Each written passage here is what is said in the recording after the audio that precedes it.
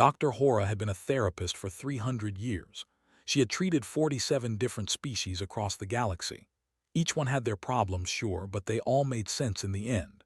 They got anxious because their hive mind sometimes gave them too much information at once. They got depressed when they didn't get enough sunlight. Even the granite people, who barely showed any emotion at all, followed predictable patterns. 12 sessions. That was the standard. 12 sessions, and most patients were fixed. When the humans applied to join the Galactic Council, Hora volunteered to handle their psychological evaluations. She was curious. Humans looked interesting. They had 2 eyes, 2 arms, 2 legs, bilaterally symmetrical like many species. Their brains were smaller than hers, but that didn't mean much. Intelligence came in many forms. She prepared her office. She reviewed the human files. They had the basics: anxiety, depression, grief, fear of death, standard stuff. She'd seen it all before. How different could they be? Her first human patient was named. He was 34 years old, worked in something called software development, and complained about stress. Work stress. Simple enough. Hora had treated work stress in dozens of species. She started with Protocol 7, hierarchical need realignment. She explained that his stress came from misaligned priorities. He was putting his job above his health. The solution was simple: establish boundaries, delegate tasks, prioritize self-care. Nodded along. He said it made sense. He thanked her. He seemed to understand everything perfectly. The next week, he came back with the same problem. Hora was confused. Did you implement the boundaries we discussed? Yes, said. And did they help? Sort of, but then I felt guilty about leaving work on time when my team was still there. So I stayed late anyway. And then I was stressed about not having boundaries. So now I'm stressed about being stressed. Hora blinked all 3 of her eyes.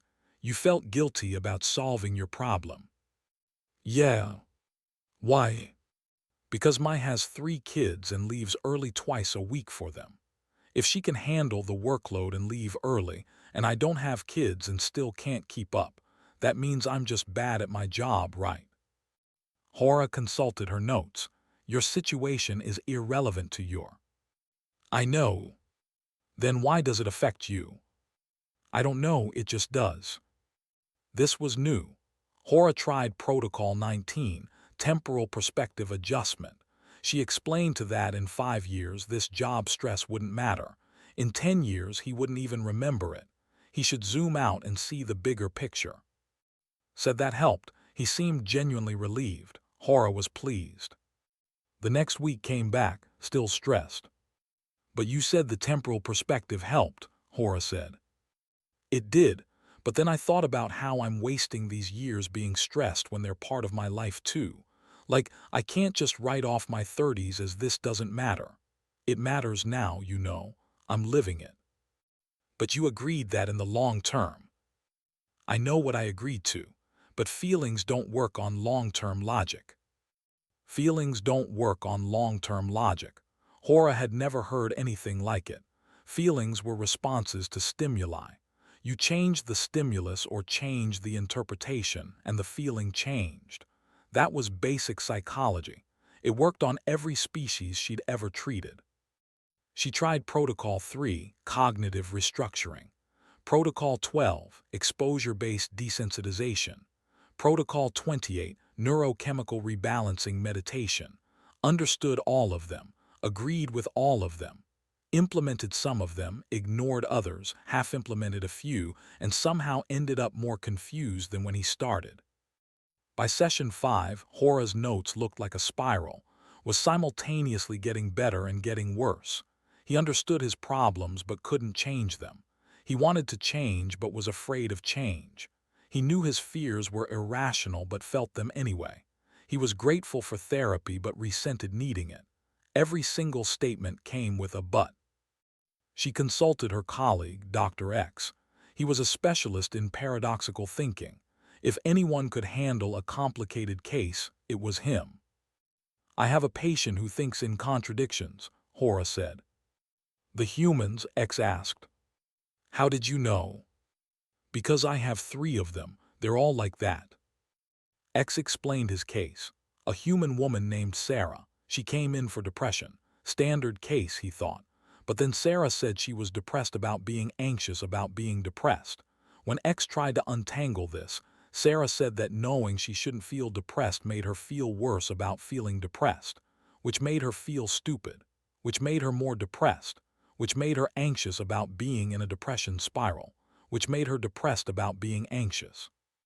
Where is the entry point? X asked Hora, his voice strained. Every protocol I try just adds another layer. I tell her the anxiety is treatable and she says, I know, but that makes me feel broken for having it. I tell her that feeling broken is just another thought pattern and she says, I know, but now I feel stupid for feeling broken. There is no bottom. It's contradictions all the way down. Hora felt something unfamiliar. It took her a moment to identify it. Dread. Maybe we need more data, she said. Maybe these are just unusual cases. They weren't unusual cases. Doctor treated a human named David for alcohol addiction. Simple enough. Find the root cause, eliminate the addiction.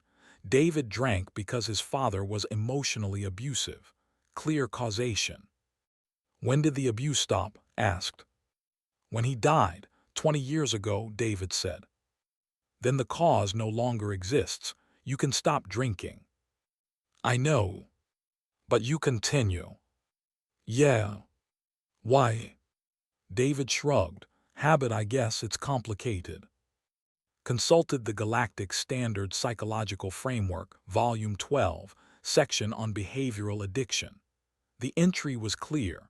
Remove the environmental stressor, and the maladaptive coping mechanism will naturally extinguish. It worked on every species. Chemical dependency took a few months to resolve, but it always resolved. David kept drinking.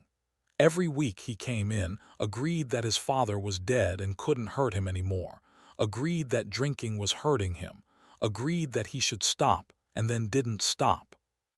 I don't understand, said in the therapist's group meeting. He knows the problem, he knows the solution, he agrees with both, but he won't implement the solution. Did you ask him why? Hora asked. Of course, he said, it's not that simple. Those words, it's not that simple. Every human said them. It became a phrase the therapists dreaded. Whenever a human said it's not that simple, it meant they were about to explain that their mind worked in ways that violated every known principle of psychology. Dr. Hora researched human psychology more deeply. She found their own literature, hundreds of books, thousands of papers, dozens of competing theories. The humans had been studying their own minds for centuries and still hadn't figured themselves out. She found something called childhood trauma. Apparently, bad experiences in early development could permanently alter a human's psychology. A human who was abandoned at age 4 might struggle with relationships at age 40. The brain somehow locked in these patterns and refused to let them go, even when the person understood rationally that they were safe now. She found something called the unconscious mind, a part of the brain that controlled behavior but that the conscious mind couldn't access directly. Humans were essentially being controlled by a part of themselves they couldn't see or understand. They were strangers to themselves. She found something called cognitive behavioral therapy, which worked by changing thoughts to change feelings. She also found something called acceptance and commitment therapy, which worked by not trying to change thoughts or feelings at all, but rather accepting them. Both were evidence-based. Both had research supporting them. They were opposite approaches. Humans used both. How can opposing treatments both work? Hora asked in their 10th session. Different things work for different people, said. Or different things work for the same person at different times. Depends on the problem, I guess. But the problem is the same. Your brain is the same. Is it though? Like I'm not the same person I was 10 years ago. My brain has changed. My experiences changed it. This was technically true of all species. Neuroplasticity was universal, but humans seem to change in fundamental ways. Was always a. Their personality might shift slightly, but their core processing remained stable. Humans, apparently, could become entirely different people. They called it growth or healing or becoming who they really are, which implied they weren't who they really were before, which raised the question of who they actually were at any given moment. Hora started having trouble sleeping. She kept thinking about saying, feelings don't work on long-term logic. She kept thinking about Sarah's spiral of recursive anxiety. She kept thinking about David choosing to let a dead person control his life. 3 months into the Human Integration Program, the Galactic Psychological Council called an emergency meeting. 14 therapists had requested stress leave. 8 had filed for early retirement. The humans were breaking them. Hora stood before the council and presented her findings. Her tentacles trembled slightly. She had never felt uncertain in her entire career. Uncertainty was for patients, not therapists. But now, facing the council, she felt something she had only read about in textbooks. She felt lost.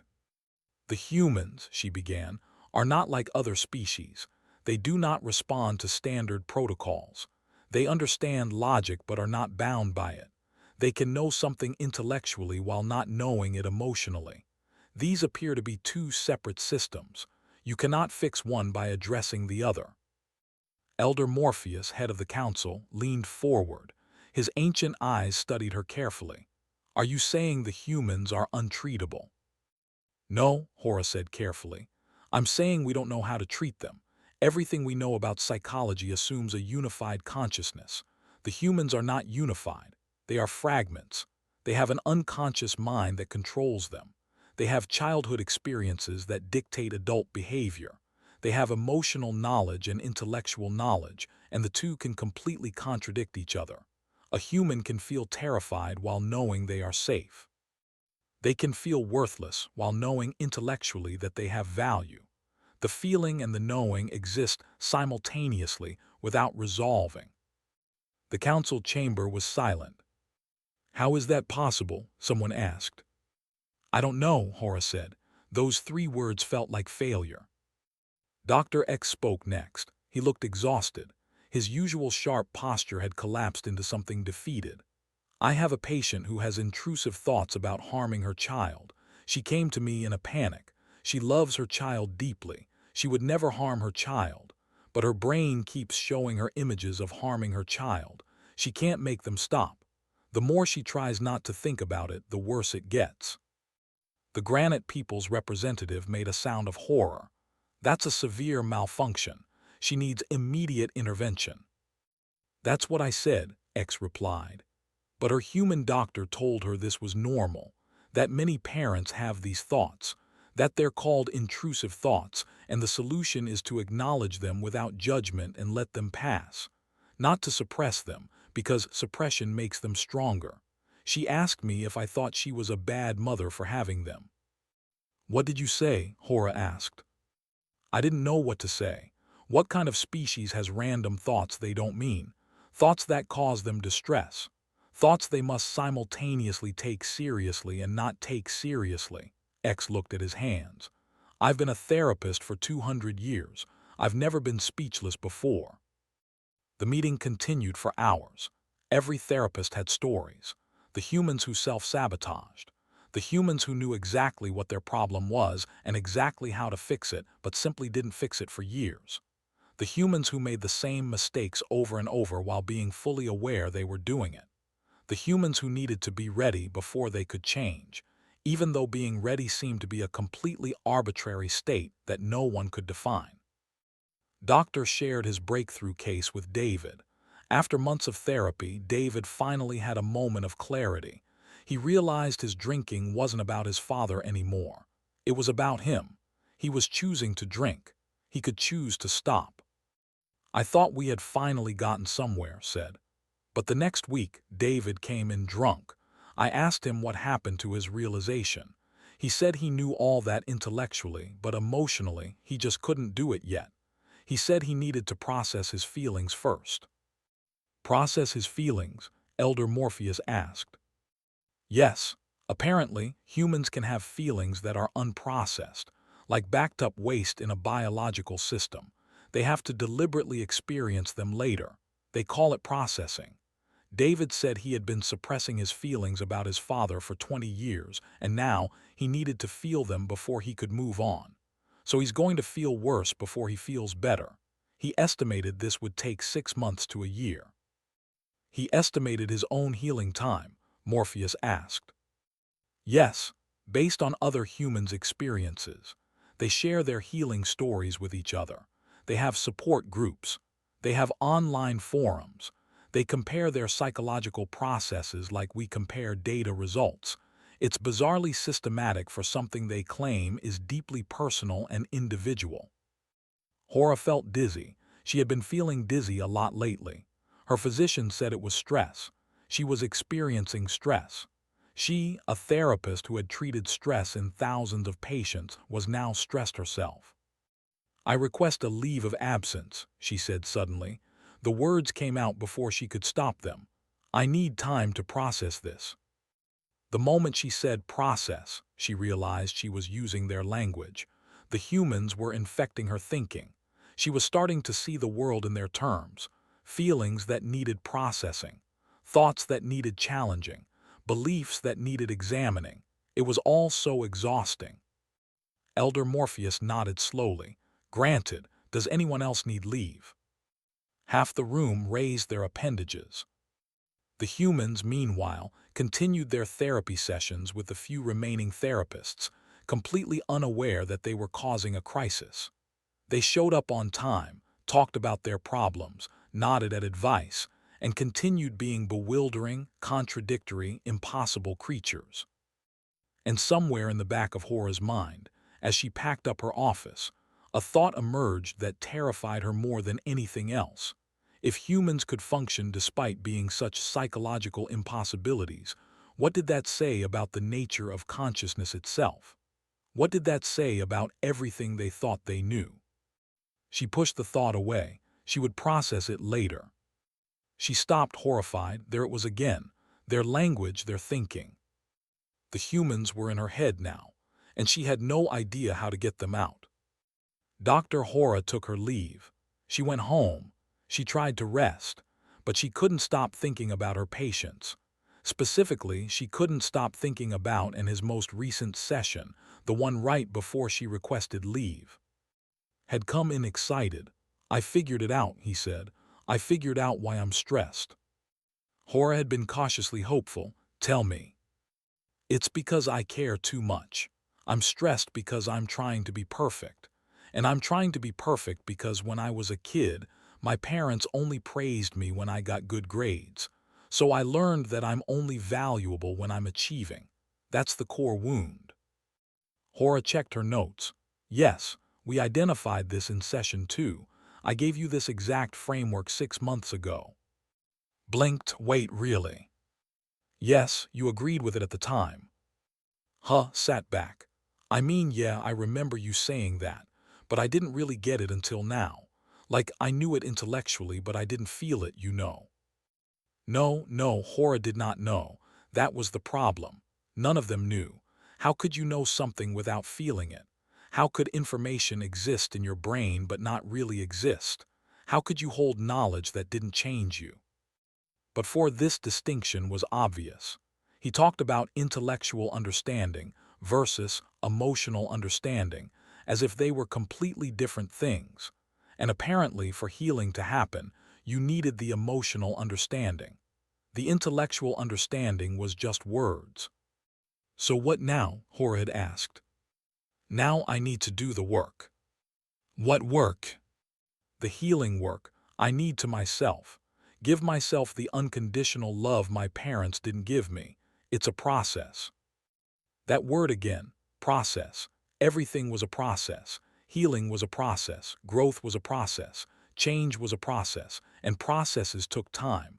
Undefined amounts of time. Maybe months, maybe years, maybe forever. Humans talked about being on a journey of healing as if healing was a destination they were traveling toward but might never reach. When Hora asked how long this would take, had shrugged. "However long it takes, Everyone's different. I just have to be patient with myself. Patient with himself, as if he was two people, the self that needed patience and the self that gave it. The humans were constantly splitting themselves into multiple selves. The self they were versus the self they wanted to be. The child self versus the adult self. The wounded self versus the healed self. They talked about these selves as if they were all real, all present, all demanding attention simultaneously. Hora had never experienced anything like it. When she thought about herself, there was just herself, one continuous consciousness.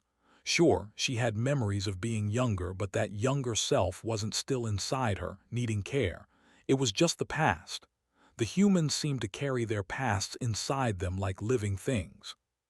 She tried to explain this to her partner X, who worked in temporal physics. They carry their pasts inside them, X asked. Yes, they call it trauma. A bad experience gets stored in their nervous system and continues to affect them even decades later. The memory doesn't just exist as information. It exists as a living reaction. A human can be 40 years old, safe in their home, and suddenly feel like they're 5 years old and in danger because something triggered a traumatic memory. That sounds like a temporal anomaly. It is, in a way. They're living in multiple time periods at once, the present moment and the traumatic past overlaid. X thought about this. How do they function? I don't know, but they do. That's what's so terrifying. They function despite all of this. During her leave, Hora received updates from her colleagues still working with humans. The news was not good. Dr. X had a patient named Jennifer. Jennifer had been making good progress. She understood her patterns. She could identify her triggers. She was ready to move forward. Session 9 was supposed to be a consolidation session, reviewing progress and planning for termination of therapy. Instead, Jennifer came in crying. What happened? X asked, alarmed. I had a breakthrough, Jennifer said. A breakthrough is good. No, you don't understand. I finally really understood why I am the way I am. My mother was critical, so I became a perfectionist. The perfectionism led to burnout. The burnout led to self-medication. The self-medication ruined my relationships. It's all connected. I can finally see the whole pattern. X was confused. Yes, we mapped this pattern in session 2. We've been working with this framework for 7 sessions. I know, but this weekend I really felt it. Like in my body, it all clicked. X didn't understand the distinction, but he tried to be supportive. So this is good progress. No, it's terrible, because now I have to feel all the feelings I've been avoiding. I have to grieve the childhood I didn't have. I have to feel the anger at my mother. I have to process 30 years of suppressed emotions. This is going to take forever, and I'm exhausted just thinking about it. X tried to help. He suggested that perhaps she didn't need to feel all these feelings. Perhaps understanding the pattern was enough. Jennifer looked at him like he'd suggested she cut off a limb. If I don't process these emotions, they'll just stay stuck in my body. That's how trauma works. You have to feel it to heal it. But you just said you finally understood the pattern. Intellectually, yes, but emotional healing is different. I need to do somatic work, body-based therapy, because trauma is stored in the body, not just the mind. X had consulted the human psychological literature during the session, something he'd never done before. Jennifer was right. Humans had a whole field called somatic therapy based on the idea that trauma lived in the body. They had phrases like the body keeps the score and trauma is stored in the tissues. Their minds and bodies were somehow separate but connected, affecting each other in ways that made no sense. The session ended with Jennifer scheduling twice-weekly appointments for the foreseeable future. She was going to get worse before she got better. This was part of the process. X filed for retirement the next day. Doctor had a similar experience. His patient David finally had a real breakthrough. After months of resistance, David admitted he was afraid of who he would be without drinking. His entire adult identity was built around being the guy with a drinking problem. If he got sober, he wouldn't know who he was. "So the drinking is about identity?" asked. "I guess. I mean, it's also about my dad, and it's also about stress, and it's also about numbing my feelings. It's all of those things." "Which is the primary cause?" "I don't think there is one. I think it's all interconnected." "Tried a different approach. If we address the identity issue, will the drinking stop?"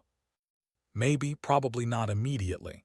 I'll need to build a new identity first, figure out who sober David is. That takes time." "How much time?" David shrugged. "Years, probably. Most people relapse a few times before it sticks. It's a process." There it was again. A process, with no clear endpoint, no measurable outcomes, just an endless journey of becoming. Asked David how humans ever changed anything, if change was so complicated and slow. "Some people don't," David said. "Some people stay stuck their whole lives, but some people do the work and change. It's hard, but it's possible. You just have to really want it." "And do you really want it?" "I don't know. Part of me does. Part of me is scared. I'm of two minds about it." Of two minds. The humans said this casually, as if having two minds was normal, as if internal contradiction was just part of being conscious. Left that session and went straight to the council. He couldn't do this anymore. It wasn't that the humans were difficult. It was that they violated every principle of psychology he'd ever learned. They were walking paradoxes, and trying to help them was like trying to solve an equation that had no solution.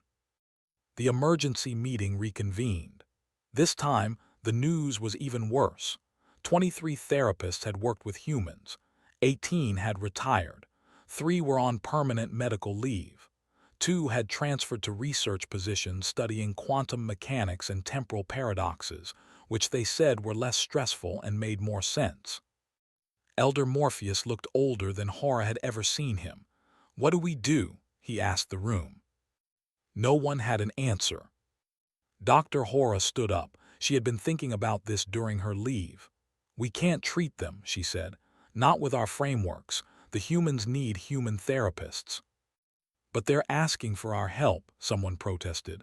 "They're joining the council. They'll be in space. They'll need psychological support." "Then they need to bring their own," Hora said firmly, "because we don't understand them, and I'm not sure we can." She took a breath. This next part was hard to say. The humans operate on principles that shouldn't work. They're fragmented, contradictory, driven by inaccessible forces.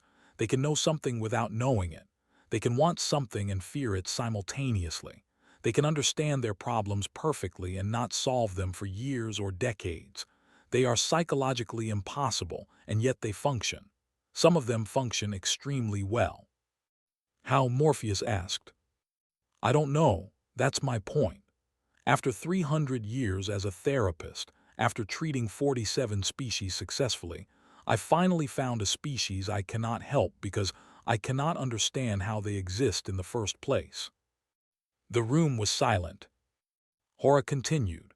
"The humans have been studying their own psychology for thousands of years. They have hundreds of therapeutic approaches. None of them work for everyone.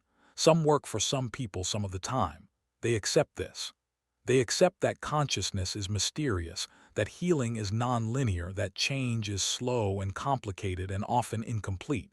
They've made peace with being unknowable, even to themselves." "But we're supposed to be more advanced," someone said weakly. "Maybe we are, or maybe we're just different. The humans have something we don't. They have the ability to function despite internal chaos, to move forward despite contradiction, to heal despite not fully understanding what healing means. Maybe that's their strength. Maybe that's why they've survived. But it's not something we can treat with our methods." Elder Morpheus looked at the gathered therapists. "Is this our consensus? The humans are untreatable by non-human therapists." One by one, they all agreed. The council issued a formal statement. Humans joining the Galactic Council would need to provide their own psychological services. Other species therapists were not equipped for the labyrinthine complexity of human psychology. The humans accepted this news with a shrug. "Yeah, that makes sense," their representative said. "We're pretty complicated. That's why we have so many therapists back home." "How many?" Morpheus asked, though he wasn't sure he wanted to know. "Oh, I don't know, millions probably, and we still don't have enough. There's a huge shortage. Everyone needs therapy." "Everyone?" "Well, not everyone, but it's getting more common. Like it used to be stigmatized, but now people are realizing that everyone has stuff to work through. Childhood stuff, trauma stuff, relationship stuff, work stuff, existential stuff. Being human is complicated. Being conscious is weird. Having a brain that can think about itself thinking is wild when you really think about it." The council chambers were very quiet. "Anyway," the human continued, "we'll bring our own therapists. No problem. Thanks for trying, though. I know some of you retired because of us. Sorry about that." Dr. Hora returned to her home planet and tried to settle back into normal life. She didn't take any new patients. She couldn't. Every time she considered it, she thought about saying, "I know, but," or Jennifer saying, "I need to really feel it," or David saying, "It's complicated." She wrote one paper before fully retiring. It was titled "On the Impossibility of Treating Human Psychology with External Frameworks." It became required reading in programs, usually in a section labeled Warnings and Cautionary Tales. She gave occasional lectures to students. They always asked the same questions. What were the humans like? What made them so difficult? Could anyone treat them? Her answers were always the same. The humans were contradictory. They made them difficult because they violated every known principle of unified consciousness. And yes, someone could treat them, other humans. "But why?" a student asked once. "Why can only humans treat humans?" Hora thought about this carefully. "Because they understand something we don't. They understand that consciousness is messy, that knowing something intellectually isn't the same as feeling it emotionally, that healing isn't linear and change isn't logical. They've accepted that they're mysteries to themselves. We can't help them because we keep trying to solve them, and they're not puzzles. They're just complex. Beautifully, terrifyingly complex." "Do you think we could learn?" the student asked. "Could we learn to think like them?" Hora remembered the feeling of Jennifer's words sinking in. "I have to feel it to heal it." She remembered the spiral of Sarah's recursive anxiety. She remembered patient acceptance that change would take however long it took. "I don't know," she said honestly. "And that might be the most human thing I've learned from them. That sometimes you don't know, and you have to be okay with not knowing." Years later, Hora heard that the humans had successfully integrated into the Galactic Council. They brought their own medical staff, including a team of therapists. The human therapists were apparently doing well, treating both humans and the occasional curious alien who wanted to understand human psychology better. One of her former colleagues attended a lecture by a human therapist. The human explained that they had 50 different types of therapy, and the number kept growing. New approaches, new frameworks, new ways of understanding the mind. They still didn't have it all figured out. They probably never would, but they kept trying. "Isn't that inefficient?" someone asked, "having so many different approaches?" The human therapist smiled. "Maybe, but humans are inefficient. We're not optimized. We're not designed. We're just evolved, messy. And maybe that's okay. Maybe being messy means we're adaptable. Maybe having 50 types of therapy means we're still learning, still growing, still trying to understand ourselves." When Hora heard this story, she felt something unexpected. Not frustration, not confusion, something else. Respect. The humans were impossible, yes, but they were also incredible. They functioned despite being fractured. They healed despite not fully understanding healing. They grew despite having no clear map for growth. They were conscious beings trying to understand consciousness from the inside, and that was perhaps the most difficult task any species could attempt. She thought about one last time. She wondered if he ever figured out his stress. Probably not completely. Probably he was still working on it, still in process, still being patient with himself. And maybe that was fine. Maybe that was just what being human meant. Dr. Hora spent the rest of her retirement in peace. She gardened. She read. She enjoyed the simple pleasure of a mind that made sense to itself. But sometimes, late at night, she wondered what it would be like to be human, to carry your past inside you like a living thing, to know something without feeling it, to be of two minds, to contain contradictions without breaking. It seemed exhausting. It seemed impossible. And yet they did it. Millions of them, billions of them, all over Earth and now spreading out into space. All of them carrying their childhoods in their nervous systems, their traumas in their tissues, their unconscious minds controlling them in ways they couldn't see. All of them healing at their own pace, in their own way, on their own timeline. All of them being patient with themselves. The most terrifying thing Hora ever heard from a human was also the most profound. It was something Jennifer said in that final session, right before X retired. "The goal isn't to fix myself," Jennifer had said. "It's to accept myself while also growing. It's both, always both. You have to accept where you are and also try to change. You have to love yourself and also acknowledge your flaws. You have to feel your feelings and also not be controlled by them. Everything is both. That's what makes it so hard, and that's what makes it worth it. Everything is both." Hora understood now, years later, what Jennifer meant. The humans didn't choose between contradictions. They held them. They contained them. They lived inside the tension of both and rather than either or.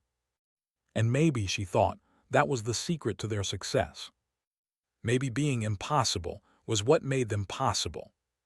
She never took another patient, but she never forgot her human ones either. They stayed with her like a memory in her tissues, like trauma that needed processing, like an unconscious force she couldn't quite name. The humans were in her head now, and she had finally made peace with that. Because sometimes, you just have to accept things that don't make sense. And maybe that was the most human thing she'd ever learned.